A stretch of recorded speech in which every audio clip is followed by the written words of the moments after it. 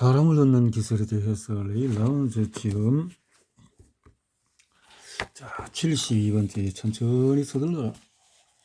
내 고객인 소전 에반스는 부동산 대기업의 경영자다.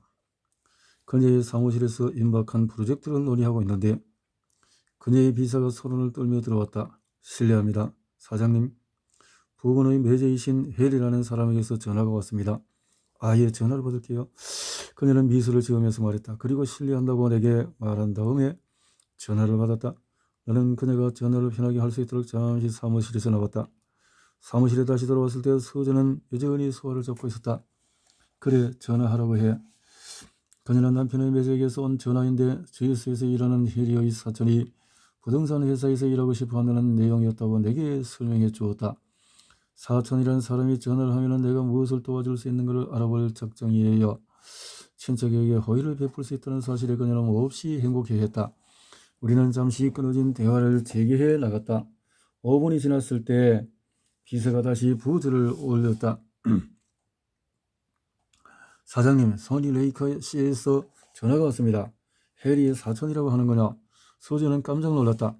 나는 그녀가 너무 빨리 전화를 한 해리의 사촌 때문에 약간 당황하고 있음을 깨달았다. 해리는 소전과의 전화를 끊자마자 자신의 사촌에게 전화를 한 것이다. 그리고 소전이 전화하라고 한 사실을 숨가쁘게 알림으로써 단조롭고 지루한 소니의 삶에서 소전과의 전화 인터뷰를 가장 중요한 행사로 만들어버렸던 것이다. 어쨌든 소니는 너무 빨리 전화를 했다. 청탁을 받은 사람이 자신이 호의를 베풀었다는 기쁨을 충분히 맛본 다음에 연락을 취해야 했다. 소전은 해리와 소니가 매우 경솔한 사람이라고 느꼈다.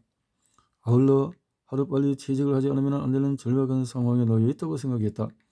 상대에게 자신의 절박한 상황을 경솔하게 알려서는 안 된다.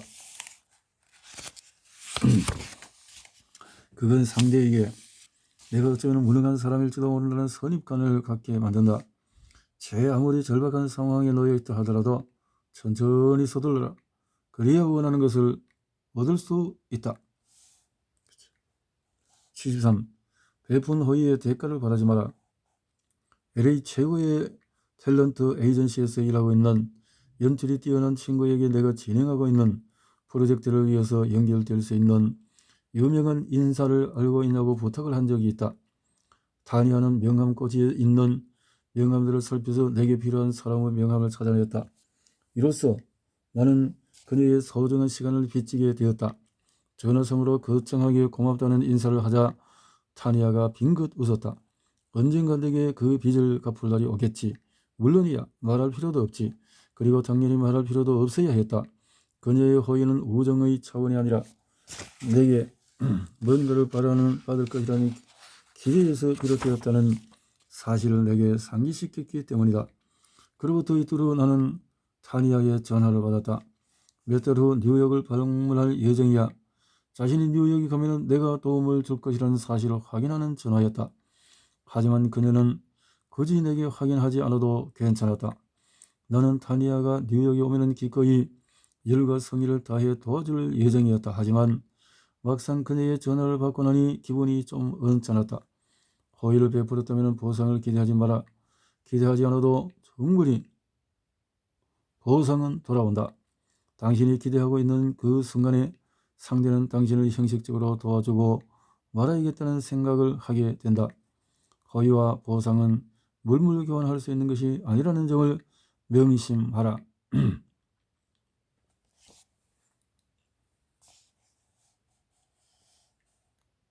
74. 태아와 시간을 기다리라. 중세시대에는 도덕의 뒤를 급하게 쫓을 경우에 경찰은 미친 듯이 교회를 찾아보았다. 만일 교회의 재단에만 올라갈 수 있다면 스스로 교회에서 나오기 전까지 경찰이 잡을 수 없다는 사실을 도둑이 잘 알고 있었기 때문이다. 정글에 있는 늑대 무리가 산토끼 한 마리를 열심히 추적할 때 놀란 토끼는 속이 텅 빈 통나무를 부지런히 찾는다. 토끼는 늑대 무리가 자신이 통나무에서 나올 때까지 자신을 해칠 수 없다는 사실을 잘 알고 있다. 이와 마찬가지로 인간 사이의 정글에서도 대인관계에 뛰어나는 성공한 사람들은 안전한 피난처를 갖고 있다. 겉으로 드러내놓고 말하지는 않겠지만 그들의 안전한 피난처는 10세의 교회 재단이나 텅 빈 통나무만큼이나 안전하다. 시간과 장소를 명확하게 이해할 때 심지어 가장 거친 호랑이조차도 공격을 해서는 안 된다는 사실을 알고 있다. 나는 이를 안전한 피난처라고 부른다. 광고 회사를 운영하는 크리스틴이라는 친구가 있다. 그녀는 매년 회사에서 주최하는 크리스마스 파티에 나를 초대했다. 그런데 어디 했던가 축제의 분위기가 물씬 풍기는 파티는 좌정을 휘어잡았고 여기저기서 샴페인 터지는 소리가 명쾌하게 들려왔다. 정말이지 대단한 분위기였다. 시간이 지나가면서 더 많은 샴페인이 터졌고 술 마시고 흥청대는 사람들의 목소리는 더욱 커졌다. 그 분위기가 너무나도 대단해서 크리스티안은 몰래 나를 집에 데려다 주겠다고 속삭였다. 출구로 나가고 있는데 군중들 틈에서 크리스틴이라는 소리가 들렸다. 파티 분위기에 기분이 붕 하고 들뜬 우편실 여직원 한 명이 크리스틴에게로 다가와서 아시다시피 정말 대단한 파티잖아요. 하지만 뭔가가 빠졌다고 생각했어요. 오늘 비용의 절반을 아이들 보호시설에 사용한다면 여기에서 일하는 미취학 아동을 가진 7명의 엄마들은 이라고 말했다.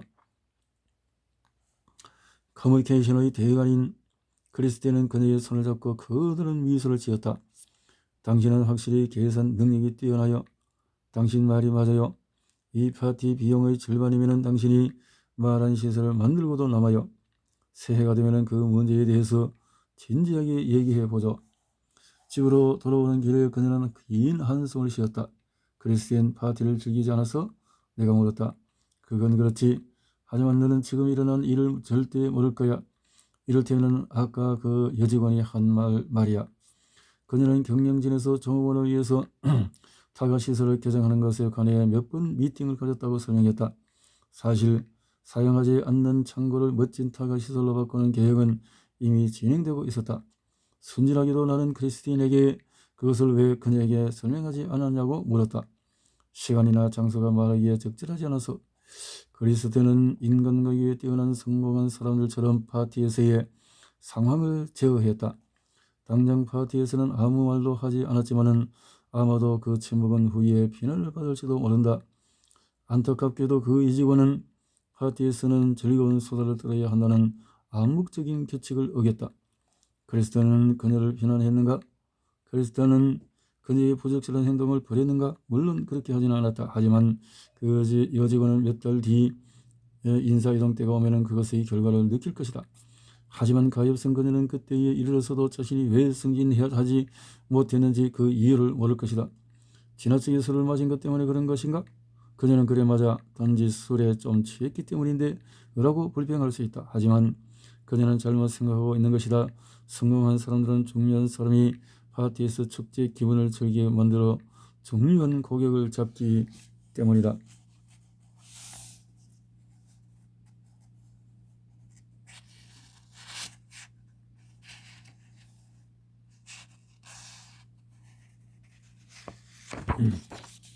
성공한 사람들에게 점심을 사라.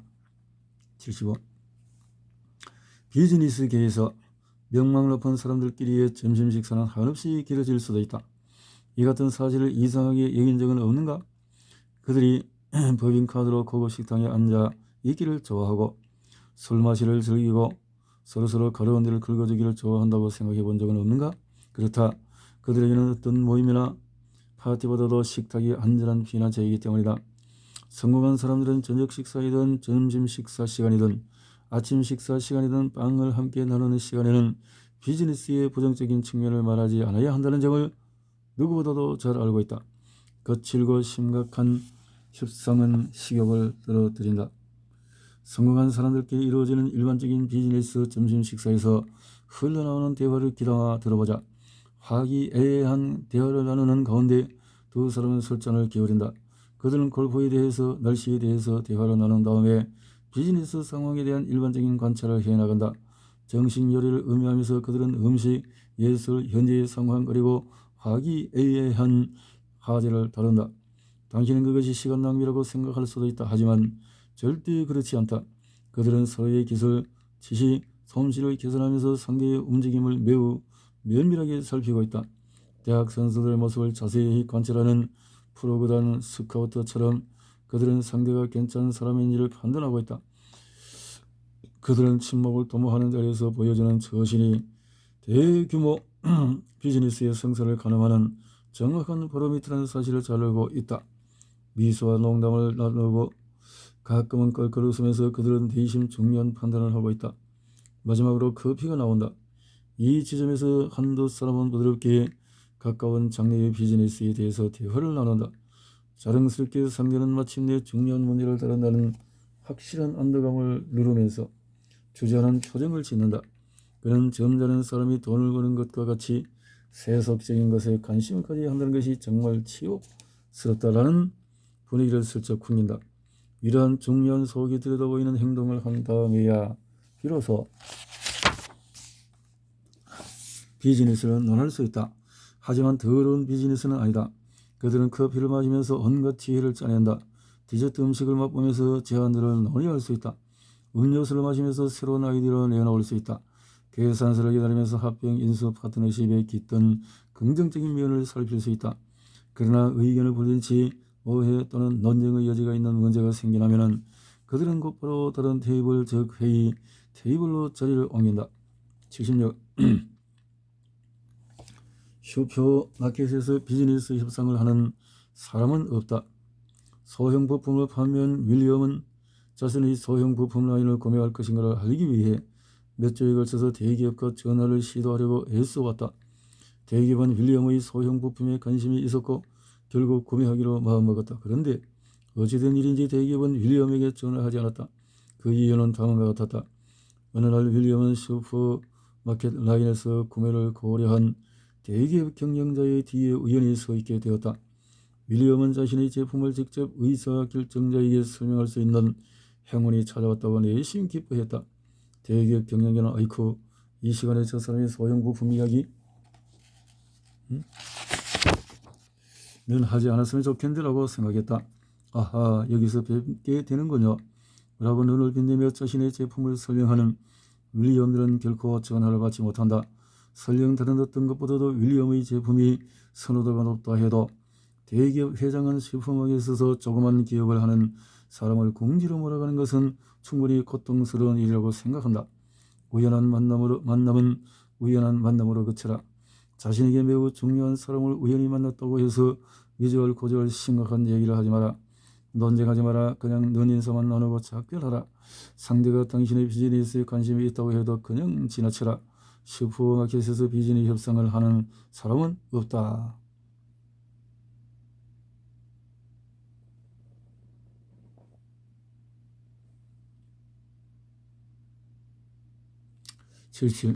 상대의 탱크를 깨끗이 비워라.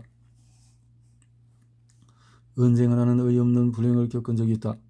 어느 날 밤에 뉴욕 시내를 걸어가던 한적한 길에 주차된 차문을 따고 몰래 들어가는 사람을 목격했다. 그 순간 나는 나도 모르게 그러지 말라고 외쳤다. 도망치는 것에 만족하기보다는 강도가 되는 것에 만족하기로 마음먹은 억센 사내는 복수를 하기로 결정했는지 쏜살같이 내게로 달려와서는 시멘트 보도블록으로 나를 미쳐버렸다. 나는 두개골이 깨지는 부상을 입었다. 현기증이 나서 비틀거리는 걸음으로 나는 마침 가까이에 있는 병원의 응급실에 간신히 걸어 들어갔다. 욱신거리는 머리에 아이스팩을 대고 있는데 응급실 간호사가 짜증이 날 만큼 세세하게 신상조사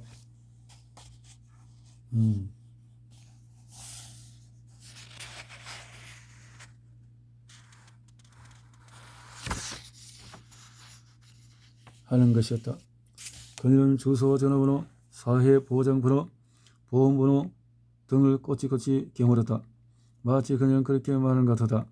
재수없게도 머리가 깨졌네요. 하지만 그건 별일이 아니니 나중에 말해줘도 돼요. 중요한 건 보험번호예요. 어떻게 되시죠?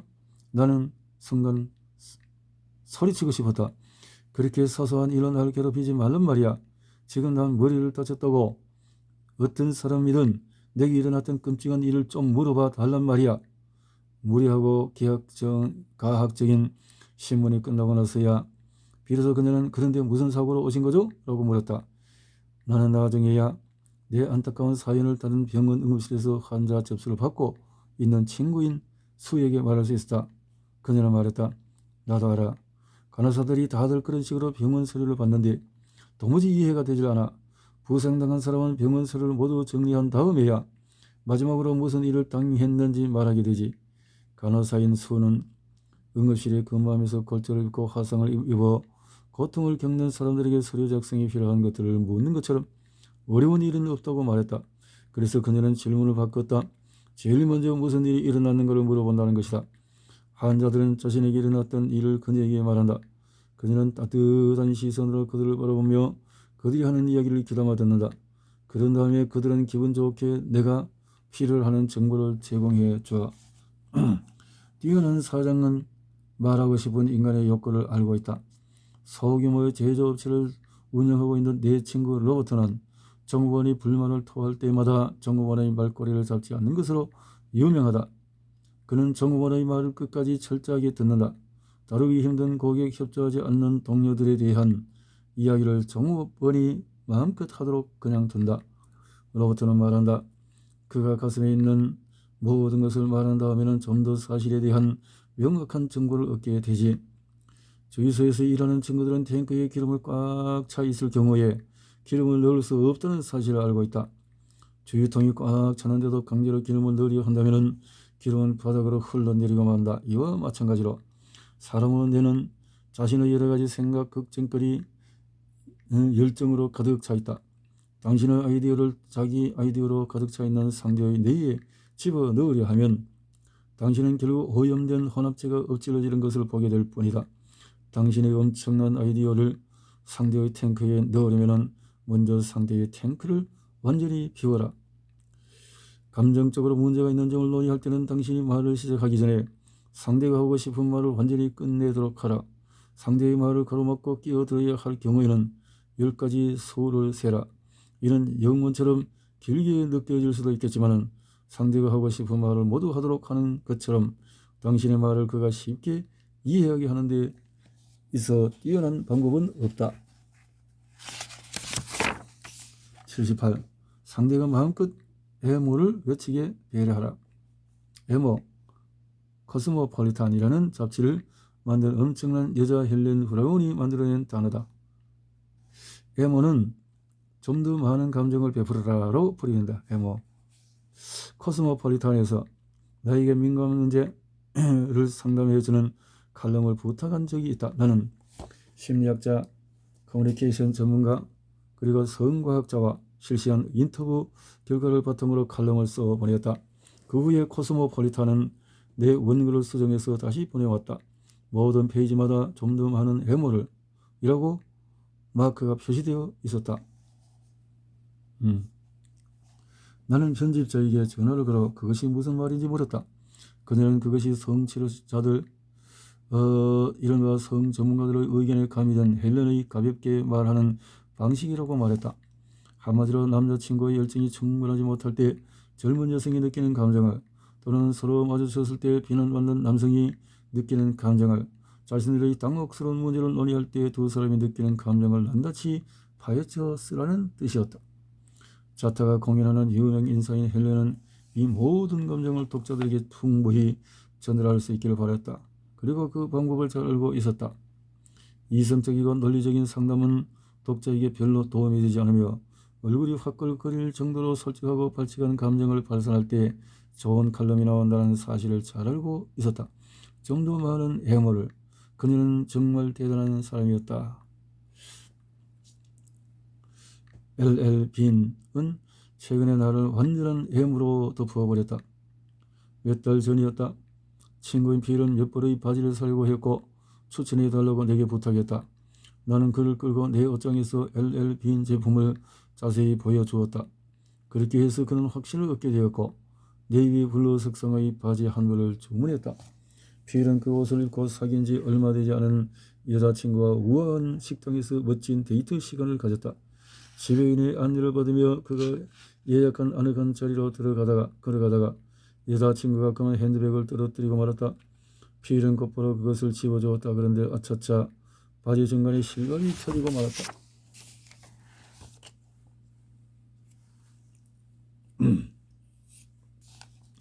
필의 엉덩이를 정면으로 바라보는 자리에서 식사를 하던 사람들은 자유롭게도 시선을 피해 주었다. 몇몇 사람만이 킥킥거리고 웃었다. 엉덩이를 가리기 위해서 찢어진 실밥을 부여잡은 채 필은 필사적으로 자기 식탁에 가서 앉았다. 엉덩이의 시원함이 식사하는 내내 필의 치욕을 연상시켰다. 필이 당한 소문을 전해 듣고 나는 머리끝까지 화가 치밀어 올라 LL비인의 항의하기로 마음을 먹었다. 곧바로 나는 고객 서비스 직원에게 전화를 걸었다. 내가 필의 안타까운 사정을 말하자 그녀 역시 매우 안타까워했다. 하지만 내 노여움은 여전히 가시지 않았다. 그녀는 참을성 있게 내가 하는 말에 귀를 기울였고 그 일과 관련해서 더 자세하게 듣기를 원했다. 내가 길고도 안타까운 사연을 마치자 그녀는 말했다. 정말 안타깝네요. 충분히 이해가 됩니다. 친구분은 분명히 괴로워하셨을 겁니다. 예, 맞아요. 그 친구는 굉장히 힘들어했어요. 정말 비참함을 느꼈을 겁니다. 그녀가 말했다. 그렇고 말고요. 나는 그녀가 상황을 정확하게 파악하는 것에 놀라서 말했다. 그리고 선생님도 그러한 이야기를 듣고 굉장히 기분이 안 좋았을 겁니다. 특히 저희 회사 제품을 적극 추천했기 때문에요. 솔직히 말하면 당신의 제품은 뛰어나요. 나는 약간 마음을 가라앉힌 채 말했다. 이렇게 불편함을 끼쳐드려서 정말 죄송합니다. 그녀가 말했다. 아니 그건 당신의 실수가 아니죠. 이제 나는 완전히 누그러졌다. 운이 없으니까 바지 한 벌에 그런 일이 생긴 것이 분명해요. 사실은 말하는 것이고 감정은 소리치는 것이다. 감정적인 상황에 마주친 사람들이 사실을 말할 때 감정을 마음껏 토로하게 두어라. 사실을 듣되 미친 듯이 그들의 감정에 공감하라. 애무로 뒤덮는 것은 그들의 감정적 폭풍을 누그러뜨리는 유일한 방법이다. 영리한 고객 서비스 직원은 나의 탱크를 몽땅 비웠고 내가 마음껏 해물을 외치도록 배려했다. 그것으로서 내 마음을 누그러뜨렸다. 다음날 나는 UPS를 통해서 LL비인의 바지뿐만 아니라 손으로 직접 쓴 사과문에다 두툼한 상품권까지 전해받았다. 이 회사에 대해서 내가 다시 주문해야 하는가? 누구나 내가 다시 주문할 것이라고 생각한다. 다른 사람에게 이 회사의 의류를 구매하려고 추천할 것인가? 누구나 내가 추천할 것으로 믿는다. 최고의 고객 서비스 직원은 실수를 오히려 반긴다. 실수로 인해서 회사가 밝게 빛날 기회를 다시 갖게 되었다는 사실을 잘 알기 때문이다. 당신이 이를 엉망으로 엉켜놓아 그 때문에 고통받는 사람이 있다면 힘을 다해서 그를 다시 일으켜 세워라. 중요한 고객의 사무실에 들렀을 때였다. 발이 그만 카펫에 걸려서 몸이 앞으로 튕겨나가면서 얼굴로 그녀의 책상에 있는 꽃병을 건드렸다. 내 코는 크게 다치지 않았지만 꽃병은 산산조각 나고 말았다. 본드 2개를 여기저기 튄 조각을 모아 붙여 복구한 꽃병을 다시 그녀의 책상에 올려놓고 우리는 그런 대로 보기 좋다고 생각했다. 그럼에도 불구하고 나는 다음날 꽃배달 하는 사람에게 12송이의 장미를 꽂아 전날 내가 깨뜨렸던 꽃병보다도 10배 정도 가치가 있는 아름다운 꽃병을 배달해 달라고 주문했다. 그 후로 대화를 나눌 때마다 그 고객은 내게 매번 새로운 꽃병을 자세히 살핀다고 말하면서 미소를 지었다. 그녀의 사무실에 다음번에 들려면 그녀는 아마도 깨질 만한 값진 것들을 숨길 것이다. 하지만 상대를 기쁘게 만드는 실수의 기회는 또 찾아오리라.